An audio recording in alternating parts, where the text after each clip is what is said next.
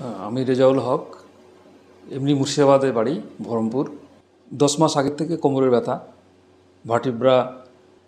স্নেহদিয়ার এই যে Alexa building, এই স্নেহদিয়ার বিল্ডিংয়ের মধ্যে অ্যালেক্সা কম্পাউন্ডে এসে যোগাযোগ করি এবং এখানকার যারা ফিজিওথেরাপিস্ট আছেন তাদের মধ্যে ডক্টর কিশোর জাহান আমার 15 দিনের জন্য আমার একটা ফিজিওথেরাপি কোর্স করার জন্য অ্যাডভাইস করেন।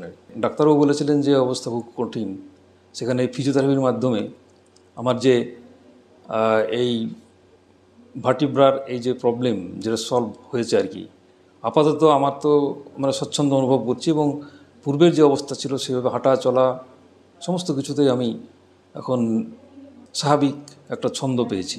আমি যেখানে হতাশ হয়ে গেছিলাম সেই হতাশার অন্ধকার থেকে আমাকে অন্তত মুক্তি দিয়েছে এই স্নেহদিয়া আর অ্যালেক্সা।